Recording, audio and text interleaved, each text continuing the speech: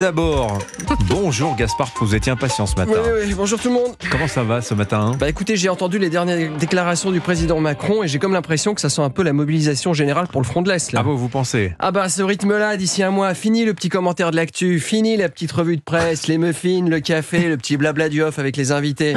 D'ici un mois, on va se retrouver tous au front, casque sur la tête, soldats de la garde, soldat Pavlenko, soldat Proust, adjudant Haddadi, colonel Valls. Fini les monsieur le ministre, monsieur l'humoriste, Miss Météo, on va être sur des rapports beaucoup moins mondains. Ah oui ? Ouais, ça va être des « Couvre-moi Manu ». Faut que j'aille me vider derrière le buisson, je digère pas ces rations militaires. T'inquiète pas, soldat Pavlenko. De la garde, envoie-moi 3 obus sur la tranchée d'en face, il y a le chauve qui doit aller se vider. À part ça, elle est où, Anissa ? Ouais, et puis moi, je serais tout simple soldat en train de répondre. Elle est en train de passer son permis de conduire pour le transport de troupes, mon colonel. Faut qu'on pense à elle, ça fait la 20e fois qu'elle le rate. Et là, le colonel Valls répondra, vous voulez que je vous dise, soldat, les femmes, c'est pas fait pour faire les guerres. Ah bah non.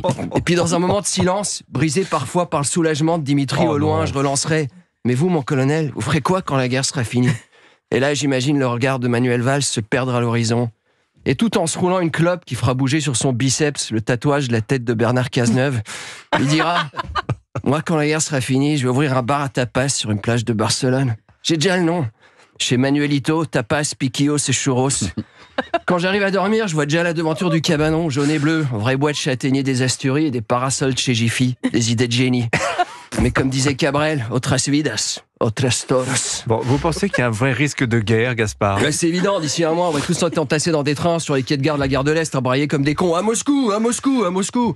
Bon, je mets quand même un bémol, Oui. Comme le voyage se fera avec la SNCF, a priori, il y a des chances pour qu'on arrive au front une fois que la guerre sera finie. Vous êtes un peu trop pessimiste, je trouve. Non, je pense pas. Mais quoi qu'il en soit, ce matin, à l'heure où gronde la guerre et la mobilisation, je trouve vraiment culotté de recevoir dans cette matinale une icône de la méritocratie soviétique. Comment ça, de la méritocratie soviétique ? Qu'est-ce que vous racontez ? Vous connaissez l'ouvrier Alexei Stakhanov ? Ah oui, c'est le mineur qui aurait, selon la légende, accompli 14 fois la norme d'extraction de charbon sous Staline. Tout à fait. Et ce matin, on reçoit son fils caché, Monsieur le Premier ministre, l'ouvrier Stakhanov de la République, Alexei Manuel Valls, i corazon de la belota et sous palagnon et crouton, i matignon. Qu'est-ce que vous racontez ? Mais je sais pas si vous êtes au courant, Dimitri, mais on moque souvent notre invité chez nos confrères. Moi, j'ai vu chez Quotidien, chez les autres. Oui. Voilà, encore Manuel Valls dans les médias. Il essaie de se placer, il cherche du boulot. S'il dit du bien du président, c'est parce qu'il cherche un poste. C'est comme une sorte de Ségolène Royal au masculin. Vous savez, pour reprendre la pub Gillette. Manu, la Ségolène au masculin. Bon, bref, moi, Dimitri, je veux pas être de celles et ceux qui stigmatisent cette envie de bosser du Premier ministre. Parce que moi, je me souviens d'un moment où le président a dit qu'il suffisait de traverser la rue pour trouver un emploi. Et quelle est la leçon que nous donne l'ancien Premier ministre ? Il met ça en application. Il passe son temps à traverser la rue de gauche à droite, toujours prêt à bondir avec son CV. Et moi, je veux voir dans notre invité un mec qui essaie pas un mec qui essaie de se placer, mais un héros de la recherche d'emploi, le Jean Moulin de France Travail.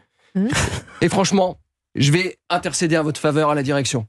Vous êtes particulièrement bienveillant avec Manuel Valls ce matin, je trouve. Oui, alors je sais pas si je peux le dire, mais quand notre invité était ministre de l'Intérieur, j'ai été invité à dîner au ministère. Je le dis parce que... oui, racontez-nous. Je me souviens même du vin. Réserve de la Comtesse 2005, bonne année, mais bon, c'est que le second vin de Pichon Longueville. Comme quoi, dans ce pays, on économise toujours au mauvais endroit. Et vous savez, Dimitri, j'ai compris ce que c'était que le pouvoir ce jour-là. Ah, vous avez eu accès à du secret défense ? Bien mieux que ça, Oui. Dimitri. Pour rentrer chez moi, j'ai eu l'honneur de pouvoir traverser les embouteillages de Paris avec un gyrophare allumé. Et je peux vous dire que quand vous avez vécu ça, vous avez compris ce qui drive les hommes politiques. Alors c'est quoi ? C'est une voiture qui fait pimpon, nom de Dieu. Un homme politique, c'est juste un enfant qui rêve d'avoir une voiture qui fait pimpon quand ça bouchonne. C'est le plaisir du klaxon purificateur dans un océan de bordel. Un homme politique, c'est ça. C'est un pompier sans lance à incendie, mais dans un fauteuil en cuir avec une sirène en bleu au-dessus de la tête. Mais quelle analyse ? Dites-moi, du coup, vous devez sans doute comprendre pourquoi le président de la République a déclaré qu'il fallait peut-être envoyer des troupes en Ukraine. Mais bien sûr, j'ai compris. Et comme il a plus que 2 ans et demi sur ce poste, et qu'après plus personne va l'écouter, s'il se fait pas plaisir maintenant en racontant n'importe quoi, il le fait quand ? Sauf que comme on s'est habitué à ce qu'ils disent tout et son contraire, pour se faire remarquer, à chaque fois, il est obligé de dire un truc plus gros que la fois précédente. Il a commencé son mandat comme Emmanuel Macron. En sortant de l'Élysée, il va pouvoir aller à l'état civil et changer son nom en Sandrine Rousseau. Ah, vous croyez ? Ah oui, Oui. il faut dire qu'il faut une défaite de la Russie, qu'il faudra peut-être envoyer des troupes au sol, c'est comme entendre Sandrine Rousseau s'inquiéter de la retraite de Mbappé. Et là, c'est que le début des phrases délirantes. Alors vous pensez qu'il peut aller plus loin ? Dans 3 jours, pour se faire remarquer, on n'est pas à l'abri qu'ils nous balancent. En fait, c'est nous qu'on va récupérer Taïwan. Ou alors, j'ai bien réfléchi, il faut qu'on sécurise notre approvisionnement énergétique. J'ai donc demandé à l'état-major de me présenter un plan de reconquête de l'Algérie. Nom de code, de l'opération, c'est bon comme là-bas.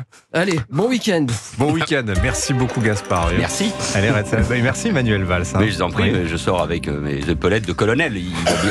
Le troufion Proust va voir de quel bois je me chauffe. Voilà, vous l'enverrez au mitard. Ça lui va bien. Ça lui laissera le temps Qu'est-ce qui d'écrire. me va bien? Le troufion Proust? Vous avez vu ce soutien, cette Ouais, collégialité bah, en cette voilà. matinée. Allez, Vivre bon. ensemble, qui disait. Bon week-end, Gaspard, à mardi.